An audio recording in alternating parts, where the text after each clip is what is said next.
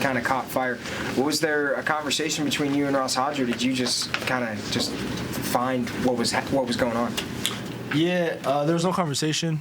I mean, at the end of the half, I threw up a little flick shot, and I know he was not happy about that. So, I mean, there wasn't a conversation, but I knew that I needed to be stronger with the ball, and especially when it comes to that paint. I mean, they are a Division I team, so I can't just flick it up at the rim. And Coach Forte does a good job at emphasizing that too. So Forte came in, gave me talks, so you can't do that, and I was like, absolutely. And then second half, just played basketball and just enjoyed myself. Amir, it felt like you guys were looking for a spark the whole first half, and then you and DJ were able to do it. Just what, I guess, why were you able to do it? I just know I just gotta keep the same energy that the first unit is keeping. So I just had to come in and just try to give an extra little spark to try to get a lead. How about DJ's three there? That felt pretty like a momentum shift. It was a pretty big shot. He was yelling pop, so I knew to give it to him. DJ, he works very hard on a three-point shot, so I had faith in it. Treysen, if I'm not mistaken, Mississippi Valley was in zone like the entire first half and man most of the second half. Anything changed for you there? Or, I mean, you looked to be a little bit more aggressive, but obviously you were going up against a different defense. Yeah, I definitely felt that. I mean, the zone was just trying to find that middle. Or Bilo or DJ, and then try to find home and Harlan. Just get it in the middle. That's how you break the zone usually. I wasn't like to shoot that much. I fished my first two, and I was like, dang, like in my mind I was like, this probably ain't gonna be the one. But I mean, turned out pretty well. So I definitely just thought about pass first in the zone, which I should have been more shot aggressive. Coach Forte definitely got on me for that at halftime too. And then when it came to man, I just played basketball again. Just guarded me with one person and I just tried to play my game. Harlan, your 12 points was the most you've had since Pitt. What was kind of working for you tonight, getting that offense going?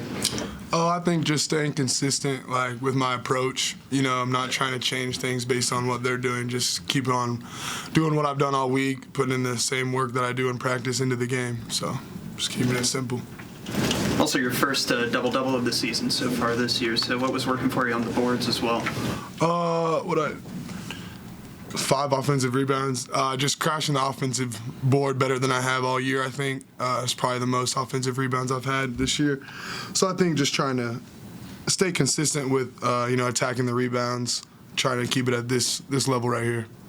Harlan or Treysen, either one of you, how important is it now going into league play when you got 2 true freshmen coming off the bench in the first half to combine for 19 points? How important is that going forward?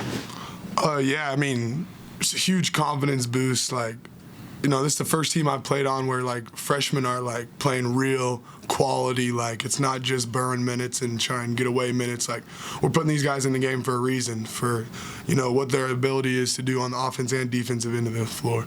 So I feel like the experience that these guys have had during the non-conference is exactly what they needed going into the, you know, the best conference in the world.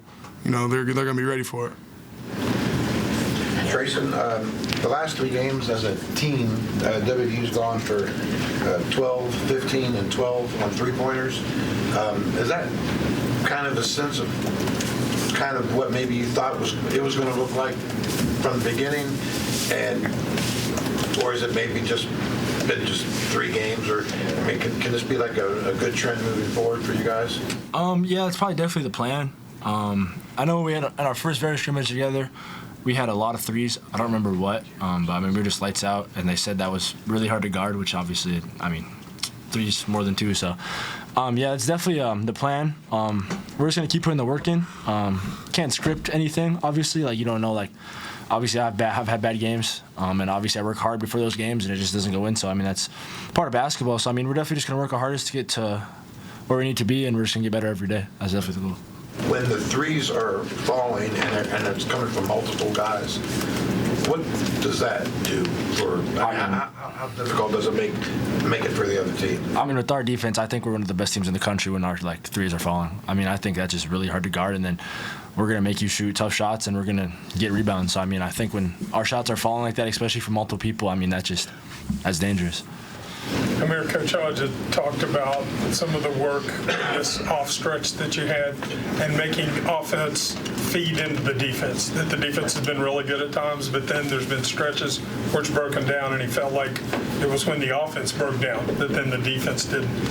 Today, did you get a little sense of what he was talking about there? I kind of always get a sense because that's really some people's mindset when they come into the game. But I say for us, we just really been trying to just make defense our first priority, and then the offense gonna come. Like that's what we've been working on.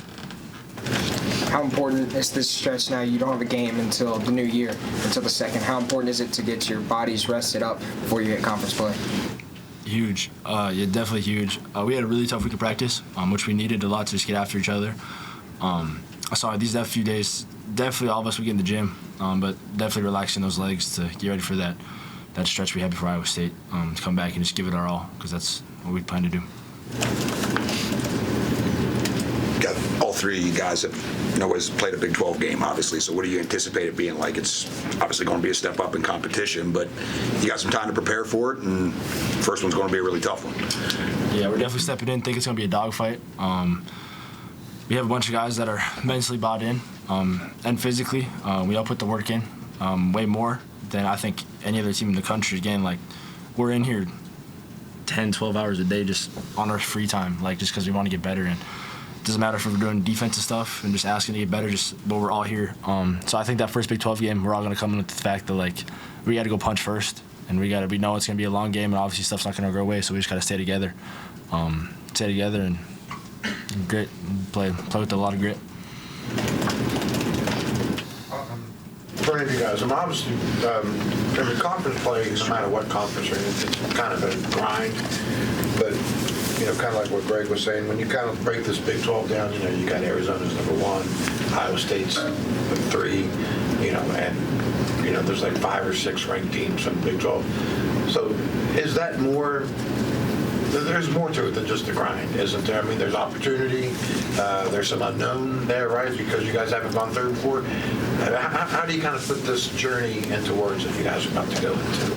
Yeah, I think, there's going to be a lot of outside noise being in the Big 12. You know what I mean? We got probably the number 1 draft pick in our league. We got, 1, 2.